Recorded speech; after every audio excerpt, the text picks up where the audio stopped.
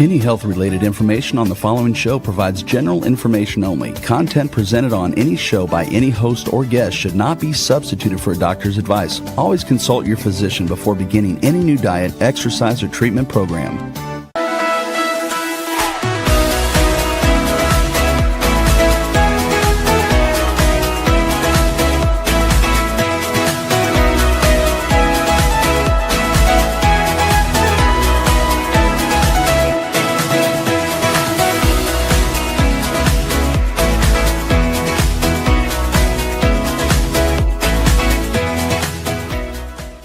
Hello and welcome to 5 to Thrive Live, a podcast about thriving for those who have been affected by cancer and chronic disease. I'm Dr. Lisa Schuler and I co-host with my good friend Carolyn Gazella. You can find all of our past podcasts on any major podcast outlet as well as on our website, ithriveplan.com.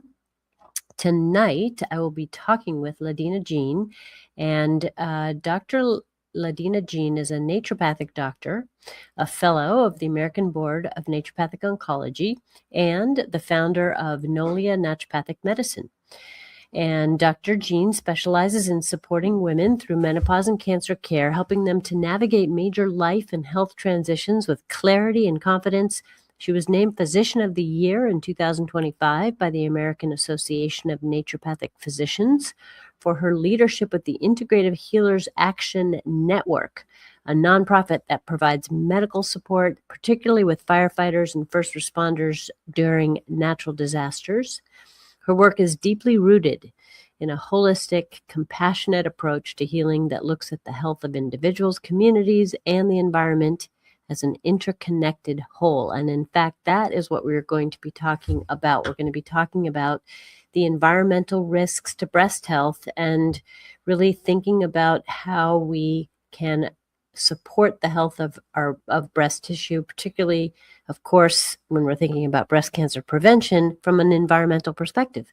So before we do that, let me thank our sponsors. First, Cetria, a patented form of glutathione, clinically proven to raise blood glutathione levels. Glutathione is the master antioxidant in the body, which is how we defend ourselves against free radical and free radical-induced damage. And glutathione is also involved in respiratory health, and you can learn more at cetriaglutathione.com. We also thank ProThrivers Wellness Supplements, including ProThrivers Wellness Brain, which is a product designed specifically for thrivers that contains cognizin for memory, focus, and attention, as well as some other brain-supporting nutrients and herbs. And you can find ProThrivers Wellness Brain online at pureformulas.com. And finally, Dr. Ohhira's Probiotics, which is a best-selling probiotic for over 3 decades. It has 12 probiotic strains, all of which are shelf-stable without refrigeration because of a unique 3-year fermentation process. And you can learn more at drohhiraprobiotics.com. Well, hello, LaDeana. Welcome to 5 to Thrive Live. Thank you. And thank you for that kind introduction. I'm really excited to be here. Well, I'm excited to have you here, and especially about this topic. So I think before we jump into the connections, it's important that we kind of get on the same page about what we mean by environmental toxins. So what does this include?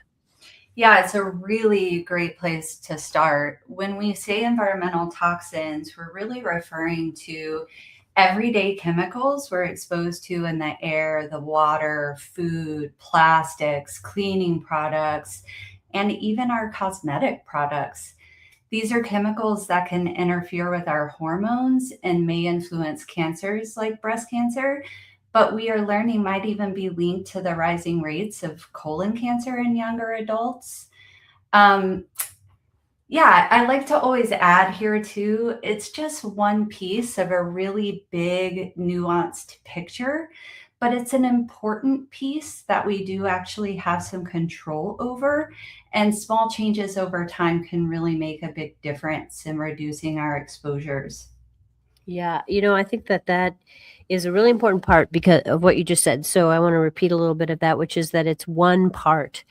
When we think about cancer, it's often people ask themselves, how did I get this? What caused this? And it's never one thing. I suppose it could be, but it's for the most part a multifactorial situation. So lots of things, typically over a long period of time, culminate together to create the derangements and the dysregulations that we see in tumors. And I think the environment as a source of some of these dysregulating factors can sometimes get forgotten. So this is an important topic. Now, one of the ways that environmental toxins can cause this disruption is by being what we call endocrine disruptors. So can you give us some kind of a lowdown on what that means, and then give us some examples of chemical endocrine disruptors? Yeah, definitely. This is really important, and I might spend a little more time here because this is coming up more and more as we navigate living in our increasingly toxic world. So, what are they? What do we mean when we say endocrine disruptor? We mean it's a chemical that can interfere with the body's hormone system. Hormones like estrogen, testosterone, and even thyroid hormone. So, endocrine disruptors can mimic, they can block, or they can even confuse the messages our hormones are trying to communicate within the body. Some can act like hormones themselves and overstimulate the signal it's sending. Others block hormones from working properly, and some can actually change how they're made, broken down, or transported within our body. And so I think the other part of the question is, how does it relate to our cancer risk? Certain cancers like breast, prostate, ovarian, testicular, they're influenced by hormones. So if a chemical is mimicking estrogen or altering that hormone balance over time, it may contribute to an increased risk and risk of recurrence, especially with long-term or large exposures to particular toxins like endocrine disruptors. With that said, it's important to keep perspective because the risk does depend on the dose, the timing, the duration, and there's some special circumstances like early life exposures during pregnancy and childhood may be more impactful. And then also during sensitive life changes like menopause and during survivorship. And remember, not every single exposure leads to harm. Our bodies are really designed to help us eliminate some of these exposures. And so I think the other part of that I heard was, what are some examples? And there's some really well-known endocrine disruptors that I'm certain people have heard of, one of which is BPA. This is found in some plastics still, like water bottles, storage containers, and it's still found in the lining of metal cans. And often unknown exposures to BPA from receipts. And so something to consider there. And then phthalates, which are used to soften plastics, we still see in PVC, vinyl flooring, those weird crinkly shower curtain liners, scented cleaners, air fresheners, food packaging, and even toys and synthetic fragrances. Parabens is another big class we'll talk about a little bit more too, but this is a particular concern because it's used as a preservative to prevent mold and bacteria in skincare and personal care products. Also in foods, and I think even in some amount in pharmaceuticals. So it's often found in makeup, sunscreen, baby products, and processed foods. The other one is getting a lot of buzz right now. This is our PFAS, forever chemicals. This is what has been found in nonstick cookware, our rainproof or water resistant fabrics. And this is even household furniture. I would lump into this category too. Some food packaging like microwave popcorn bags, pizza boxes, even dental floss, which is frightening. Wow. And so these forever chemicals are found globally in the air, the water, the soil, fish, and even human blood. And there are two other important categories here: pesticides, which is used commonly in agriculture and we're exposed due to ag runoff.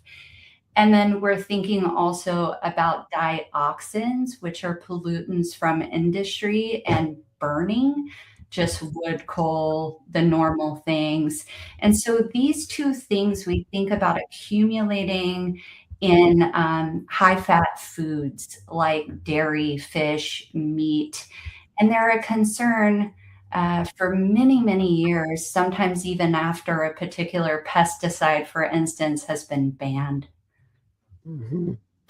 Yeah. Wow. I mean, so many. Right. So, I think it's important to go back to something you mentioned earlier, which is that not all of these things are immediately going to cause irreversible damage. Our bodies can and do detoxify them. And one of our sponsors, in fact, that I mentioned, glutathione, is heavily involved in detoxifying a lot of these chemicals. So I just want to, lest people feel overwhelmed, there are ways that we're managing these, and we'll come back to that. But let's actually jump for a moment. Speaking of glutathione, which is a really good chelator of heavy metals, let's talk a little bit about heavy metals: cadmium, lead, mercury, arsenic. These are other environmental factors linked to various cancers, including breast cancer. So what's going on there? Like how's that link been established, and where do we, especially as adults, since mostly adults are listening to the show, where do we tend to come into contact with heavy metals? Mm-hmm. Well, I mean, they're ubiquitous. First of all, they're naturally occurring, and we think about them being more harmful when they start to build up in the body over time. And so we worry about them because they can cause DNA damage, leading to mutations. They can also be endocrine or hormone disruptors, especially mercury in particular. They can cause oxidative stress, creating inflammation in the body. And then again, we're back to that long-term accumulation over time. And so some of the places we're exposed as adults that we want to think about, I keep coming back to fire because I live on the West Coast in California, and this is an area where I spend a lot of my time volunteering, and the exposure risk is high. I am working with firefighters who are putting out burning Teslas, and so we're seeing increased risk of exposure to cadmium in our communities and also in these special populations because it is accumulated in batteries, plastics. We see it in fertilizer, and then of course in burning materials. And cadmium can mimic estrogen as well in the body, and so particular concern. Arsenic we see in poor air quality in homes, fires, and this is a byproduct from mining as well. And then I want to bring awareness to treated lumber and pesticides because these can contain arsenic. Lead and mercury, we know about them as being strongly linked to neurological effects. But we know mercury acts as an endocrine disruptor. It's also called a metalloestrogen, and it can lead to the proliferation of estrogen receptor positive breast cancer cells. And just to bring it back, that the takeaway here isn't to panic, it's awareness. And I always talk about with my patients, it's about reducing your risk, not eliminating completely, because it's just not realistic in the world that we live in. And I agree, glutathione is a really important addition for a lot of folks, especially if they're high risk or had a high exposure. So yeah, I think one of the things we want to talk about too is how do we reduce that exposure risk? And one of the big things I think about is water filters in the home, whether you live, especially if you live in an older home or you have well water, but I would argue everyone. And then I think varying the types of vegetables, fruits, grains that we're eating, just so that we are not overexposed to a particular thing. And then making sure that we're washing fruits and vegetables and avoiding smoke is a big one because it's a major source of exposure. So simple stuff like air filters in the home, avoiding cigarette smoke, checking the air quality before you go out for a walk or a run or exercise outdoors. Mm-hmm. Yep, very good advice. And, minimizing exposure is definitely something that we can do and should do as much as we can. So those are good, actionable things. So what about, I think we should just focus in a little bit on plastics, and we might as well stick with the P's and talk about pesticides too. And I think pesticides particularly interesting given right now there's a pretty strong grassroots effort to really have our food supply reconsider how we grow food and to move towards more organic farming. So what is the deal with pesticides and plastics, both in terms of breast health? Yeah, I guess the short answer is there's evidence that pesticides and chemicals and plastics absolutely affect our health and increase our cancer risk. And what we really know about pesticides, I mean, we could talk about this for ages. I'm a gardener. This is really important to me in my own life and something I work really hard to reduce exposure around. Um, but the evidence right now is in strongest in people who have really high exposure, like the folks who work in agriculture. And I would argue also people in my community where I live, which is a big wine industry community, and there's a lot of pesticide exposure here as well. Mm-hmm. So these pesticides are linked to lymphoma, leukemia, and breast cancer. And some can act like endocrine disruptors. Um, and then we get into just in general how this is impacting our food and our earth and our ability to maintain healthy soil for high nutrient dense food over the years, long after we're no longer here. So plastics will throw in the conversation too, because we use them every single day. It's impossible to avoid them. I did an experiment once when I was in medical school. I tried to take 1 month and avoid all plastic. It was one of the hardest things I've ever done. It was almost impossible. Yeah.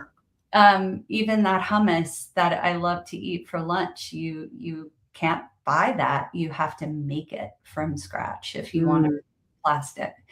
So plastics are concerning because of the chemicals that are in them, like BPA, phthalates. We already talked about how they mimic hormones and could influence things like our breast cancer risk, our breast health, fertility, metabolism. The evidence is still evolving. We don't really have all of the information or answers right now, but we do understand, and most organizations are recommending that we really reduce unnecessary exposure. Mm-hmm. Yes. Wow. And yeah, I can't even imagine actually, as you talked about your experiment, I don't know that I could get rid of plastic as much as I try to avoid it. Yeah, there's so many ways in which I interact with plastic, of course. Okay, so here's kind of an interesting question. AI is all over the place, digital technology advancing like crazy. Does this impact our exposure to environmental toxins? Oh my gosh, yes. This is so easy to forget. Our digital lives have a real environmental imprint. Our AI, like ChatGPT, cloud systems, they rely on huge data centers that use a lot of energy and cooling, which contributes to air pollution and greenhouse gases. There's also the hardware component of our phones, laptops, servers, which require mining, which we've already talked about earlier. And this can sometimes expose particular communities to high levels of toxic substances. Over time, those environmental exposures can impact our public health and cancer risk. The real takeaway here is the hope that we all have a better understanding of how our digital lives are a part of a bigger environmental system, and the increased demand for power that can increase our energy use, our choices, and how that's all really connected to the health of our planet if it isn't obvious already. Yeah, and I would add that a lot of those data centers are in lower socioeconomic neighborhoods, so there's a disproportionate effect of some of the local issues related to those data centers, which is just something to keep in mind as well. So let's kind of switch gears a little bit and talk about how we can minimize some of the effects or mitigate some of these effects. So start with food, since a lot of people think about, certain diet as a way to mitigate risk. And I think there is a way that food can make a difference in our exposure to environmental toxins. You've mentioned a few, but what else would you like to say about food? Yeah, I mean, I think the good news here is small things go a really long way. And probably the most important thing is to eat more whole foods with fewer ingredients, eating closer to the earth. This naturally reduces our processed food intake in the diet. And then we're being more mindful about packaging, which contains those plastic exposure. Second, I would say it's probably washing your fruits and vegetables and considering organic if you have that option for all of your food. If not, then we're thinking about that Dirty Dozen Clean 15 list that you can download really easily on Environmental Working Group. This helps us focus in on the foods that are highest risk for exposure. And third, it's just avoiding reheating foods in plastic or plastic lined containers. I think I already talked about before, just varying your diet too can be really important. Yeah. Yep. Okay, good. I like all that. And what about homes? What are your sort of top suggestions for making our homes safer? Yeah, great. I'll recap a little because I think I've mentioned a couple of things. One is air purifiers. Number one, making sure it has a basic carbon plus a HEPA filter in the unit, water filters in the home, and then taking off your shoes. This is underrated. This is huge, especially if you live in an area that sprays pesticides and you have a baby in the home or a pet. It really helps to limit bringing outdoor pollutants inside the home. And then also bring your own glass or stainless steel cup for to-go coffee or food when you can. This really limits that hot exposure to those plastic linings we were talking about. And then today, this week, go on ewg.org, look on their skin section and look up your skincare products. Look up your house cleaning products. Make sure they are safe. And be careful with the word fragrance. I use that in quotation marks over here, even though you can't see me, because there's really no protected term in health for fragrance. I would use a database to look up the products and make sure they're safe. Candles, air fresheners, things like this. And so choosing fragrance-free products. Yeah, good advice. And that fragrance is very important. It gets a lot of so-called, I'm using air quotes too now, natural products will list even botanical or plant sounding fragrances, but they're almost all non-true botanical. Like if it's truly a botanical oil extract, it'll list the whole herb and then just say extract of it. If they put the word fragrance in there, it's almost always been synthesized in some way. So that's a good heads up. And appreciate your heads up on the shoes off too. I think that's particularly, something that people may not be as cognizant about, but is important. So, what final thoughts would you like to leave with our listeners on this topic? Yeah, I mean, I've sprinkled this throughout because I have learned working with firefighters and first responders, this can be a little bit overwhelming. And yes, chemical toxin exposures can affect our health over time. Yes, it can increase our cancer risk. But remember, our bodies are fundamentally designed to help us detoxify. Even these small practical changes can meaningfully reduce your exposure risk and support the body's own detoxification process. The big takeaway today is that toxins can contribute to cancer risk through a few different mechanisms, especially long-term exposure. But again, we have some control over it with our everyday choices.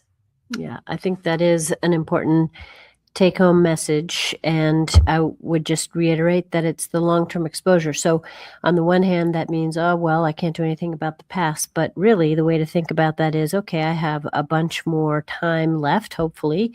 So I have a lot of time. I can change the trajectory of my exposure in places where I can control it.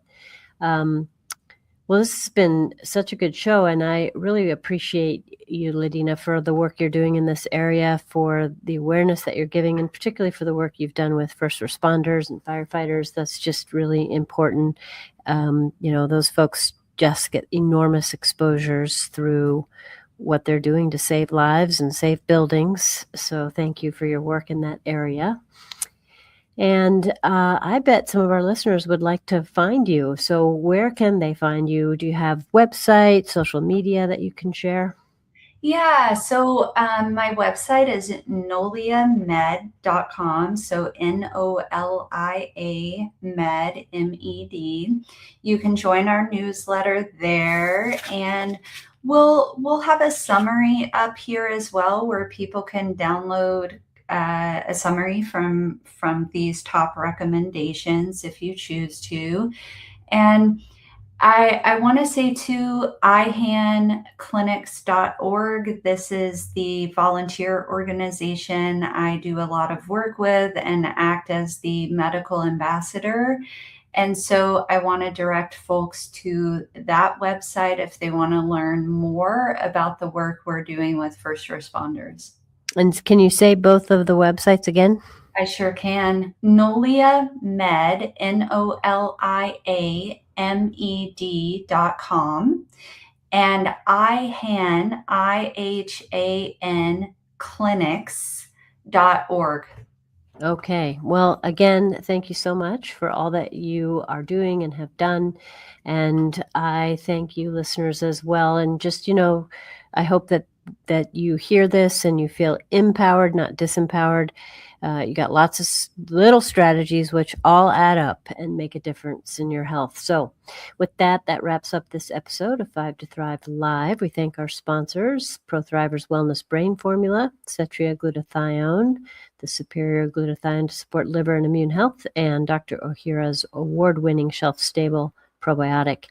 And you can find all of our past shows once again on ithriveplan.com or wherever you listen to your favorite podcasts. So with that, I thank you for joining us. May you each and all experience joy, laughter, and love. It is time to thrive. Have a great night.